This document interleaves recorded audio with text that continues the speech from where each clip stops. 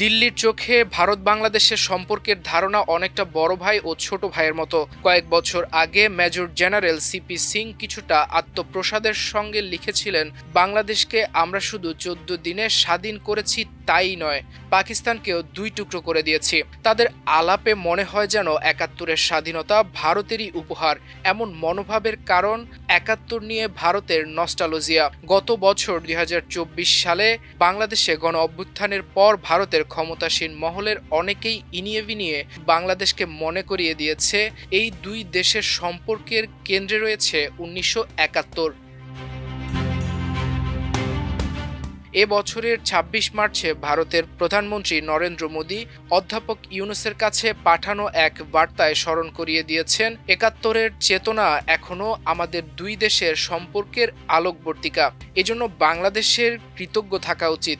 একথা মোদী লেখেননি বটে, কিন্তু ভারতীয় সংবাদ মাধ্যম নানাভাবে তা স্মরণ করিয়ে দিয়েছে।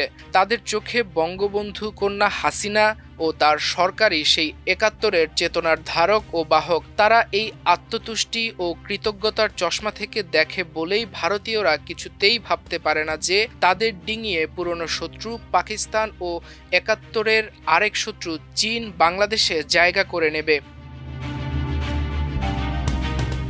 গত বছরের 15ই ডিসেম্বর বিজয় দিবস উপলক্ষে সানডে গার্ডিয়ান পত্রিকায় ভারতের আঞ্চলিক নেতৃত্ব ও বাংলাদেশের অকৃতজ্ঞতা শিরোনামে এক রচনায় কোনো ভনিতা ছাড়াই সামরিক ভাষ্যকার আশিস সিং লিখেছেন, আমরাই বাংলাদেশের স্বাধীনতা এনেছি। সেজন্য কৃতজ্ঞতা প্রকাশের বদলে বাংলাদেশের তরুণেরা ভারতের ভূমিকা নিয়ে প্রশ্ন তুলছে, তাকে হেজিমনি হিসেবে সমালোচনা করছে। বাংলাদেশের পট পরিবর্তনের রাজনৈতিক পরিপ্রেক্ষিত বিবেচনার বদলে বিদেশি ডিপ স্টেটকে দায়ী করার প্রবণতা থেকে ভারতীয় ভাষ্যকার ও নীতি নির্ধারকেরা একটি সহজ টার্গেট খুঁজে নিয়েছেন, আর সেটি হলো অন্তর্বর্তী সরকারের প্রধান অধ্যাপক ইউনূস। ভারতীয় বিশ্লেষক কর্নেল অভয় বালকৃষ্ণ পট্টবর্ধন সরাসরি তার ক্ষোভের কথা জানিয়ে লিখেছেন, যারা এখন বাংলাদেশের অন্তর্বর্তী সরকারের প্রতি সমর্থন জানিয়েছেন তাদের ভারতের প্রতি বিন্দু মাত্র কৃতজ্ঞতা নেই। অথচ ভারতের বিপুল আর্থিক ও সামরিক সমর্থন ছাড়া সে স্বাধীনতা কিছুতেই অর্জিত হতো না। ভারতের নীতি নির্ধারকদের এমন মনোভাব দেখে মনে হয় হাসিনার পতন মানে শুধু ভারতের নিকটতম বন্ধুর পতন নয়, এটি ৭১-এর চেতনারও পতন। ৭১-এর জন্য তাদের এই নস্টালজিয়া মোটেই বিস্ময়কর নয়। এই মুক্তিযুদ্ধে তারা ৩,০০০-এর বেশি সেনা সদস্যকে হারিয়েছে। কিন্তু বিস্ময়কর ব্যাপার হলো ৭১-এর স্বাধীনতার লড়াইকে ভারতীয়রা মূলত একটি ট্রানজ্যাকশনাল বা দেনা পাওনার সম্পর্ক হিসেবে বিবেচনা করছেন।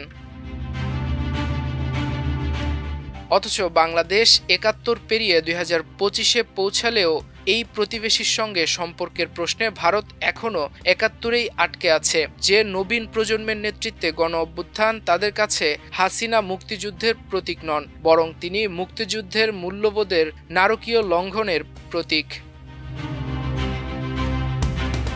দিল্লি মনে করে হাসিনা অসাম্প্রদায়িক ও মৌলবাদ বিরোধী। মুক্তিযুদ্ধের এই দুই প্রধান চেতনা তিনি সংহত করেছিলেন। সে কারণেই তার প্রতি দিল্লির এত আগ্রহ ও স্নেহ।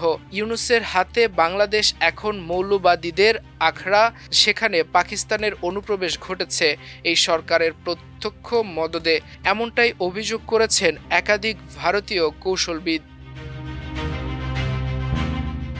ভারত বাংলাদেশকে মনে করে একটি ক্লায়েন্ট হিসেবে, যদিও এটা ভারতের প্রবণতা। এই মনোভাবে যুক্তির চেয়ে আবেগই বেশি। একবার ভারতীয় লেখক সন্দীপ রায় লিখেছিলেন, আমরা ধরেই নিয়েছি ৭১-এর কারণে বাংলাদেশ আমাদের ভালোবাসে, অথচ সে নস্টালজিয়া অনেক আগেই মিইয়ে গেছে। ভারতকে মনে রাখা উচিত, বাংলাদেশের সাথে সম্পর্ককে যদি একটি বাস্তবসম্মত, সুষম ও সমমর্যাদাপূর্ণ স্তরে উন্নীত করতে হয়, তাহলে ভারতকে এই মনোভাবনা থেকে সরে আসতেই হবে। বাংলাদেশকে একটি ক্লায়েন্ট স্টেট নয়, সার্বভৌম এক প্রতিবেশী মানতে হবে। দক্ষিণ এশিয়ায় ভারতের সঙ্গে অসংখ্য বিবাদের মূল কারণ ভারত এখনও তার প্রতিবেশীদের সমসার্বভৌম হিসেবে মেনে নিতে দ্বিধাগ্রস্ত।